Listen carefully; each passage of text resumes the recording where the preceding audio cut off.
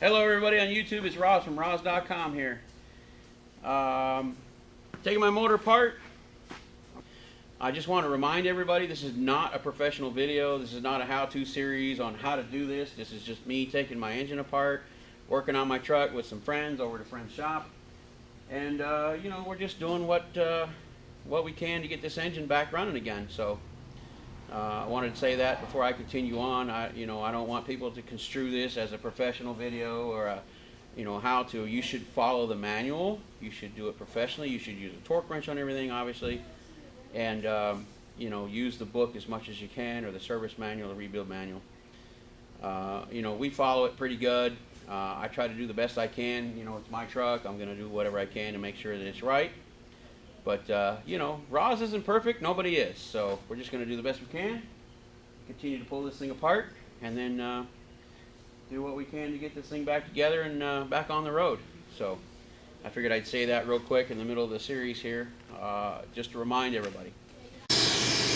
Alright, I'm going to use this vacuum cleaner to suck anything loose so it don't get down in any passages.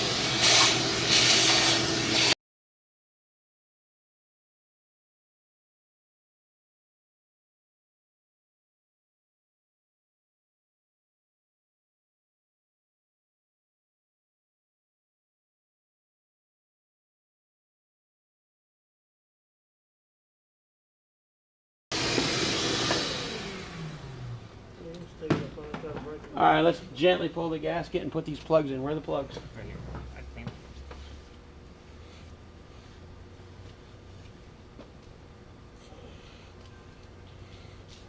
The thing's stuck really well. Yeah, it's on there good. Let's look very carefully at the bottom, see if we can find where it was leaking on number 6. I don't think it was a gasket. It might have been I think it might have been a cup, because it doesn't show any signs of leakage back there. I know it's scarred where we scraped it coming out, but I don't see any places where it might have leaked yet.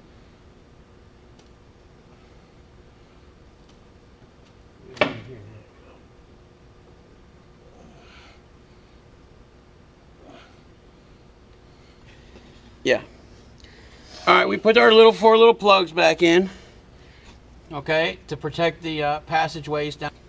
Anyways, here's our head gasket. There's number 6. There is absolutely no sign of the head gasket leaking whatsoever. It would leak here, or here, or across here, or across here, or maybe perhaps across through here. There is no signs whatsoever of the head gasket leaking at all. So, our coolant leak was not a head gasket whatsoever, surprisingly enough. Even though we had a tiny little leak. It looks like whatever it was, it leaked for a very long time, very, very tiny amounts, just enough to cause a little bit more wear in that cylinder than the rest, although it wasn't so much it caused it to burn oil. So let's, I guess we need to go look at our head. So I would think, by looking at this, I would think it'd be this. Never seen a diesel just guessing. with white valves. Huh? Never seen a diesel with white valves. Those are nice and clean. Usually cars, the white valves. Yeah, those are clean. They're just clean. That's how clean they are? Very clean. That's Well, white valves, you see a car with a white tailpipe, you know the timing and tuning is perfect, right? You just don't see diesel with white valves. yeah. Wow. This thing is very clean. And that's Yeah. Very well tuned. I mean, that white, you can't see it. All right. On the camera. I think you found it. See a little bit of red coolant right there? So you can see coolant coming through the hole. See it right there? Yeah, you can see coolant where coolant's been coming through the hole, the injector hole. Yeah, I made it nasty now, but. Yeah. So it had a cup leaking. Probably for a long, long time. Wow. Man, we could have probably just pulled the injector, put some cups, and put another Well, Cummins doesn't sell just the cup. They sell the head. They won't even sell the cup separate. They won't even sell the kit. But there's a couple places that I know of that will actually try to change a cup for you if you want. Yeah, go put us a cup and it kept riding. Yeah, might have been. That's really cool. Now, I'm gonna grab the light. When you go to turn this head in, I can't say it enough times. This plug right here. Make sure you remove this plug out of the old head before you turn it in. And every head I've gotten so far has had this piece of pipe. That's a dowel pin. Dowel pin, yeah. Guides it. Oh yeah, for the IFSM. And this one here. Every head I've ever gotten did not contain this plug. So you got to take this plug out. And I've had a couple guys tell me, although it hadn't happened to me, that sometimes they're missing these plugs. And I'm going to tell you something. If the new head that you get is missing these plugs, it's going to be a total nightmare if you forget. Because what will happen is they're likely to be missing on this end too, right here, okay? I don't know if you've ever seen this, Jerry, but these 3 plugs here, these are the cross drillings for the metering and timing circuits for the fuel. And I actually had a guy call me up not too long ago and say, hey, they bought a brand new head. They made sure they put the big plug in. They forgot to check these. They got the head installed. Gaskets, the whole engine put back together. Completely. Radiator put back on. Hood, everything. Went to crank the truck and fuel was pouring out between the back of the gear cover and the front of the head.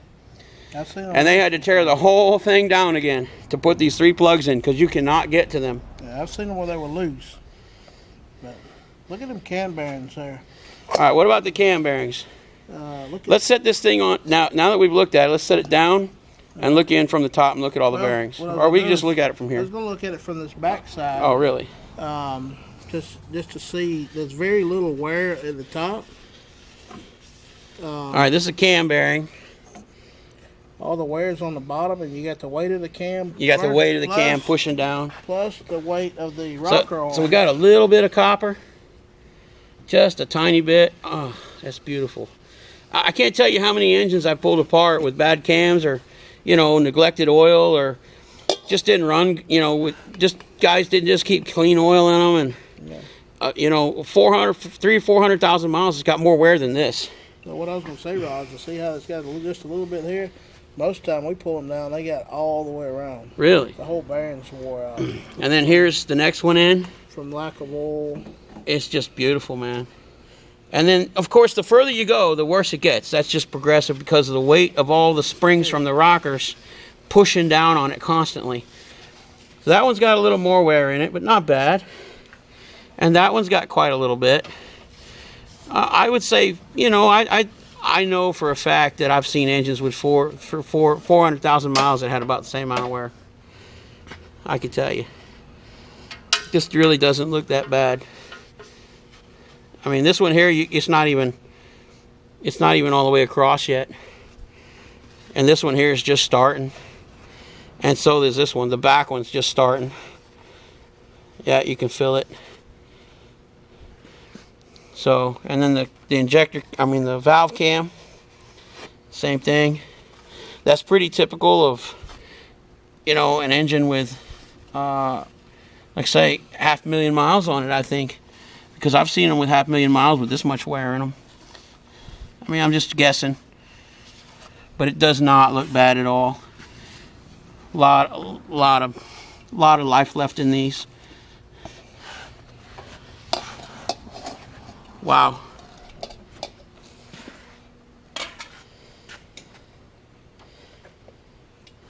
You know, I bet we probably could have just put an injector cup in this thing and gone again. Well, until it started using oil in number 6 cylinder. It did start to wash it a little bit.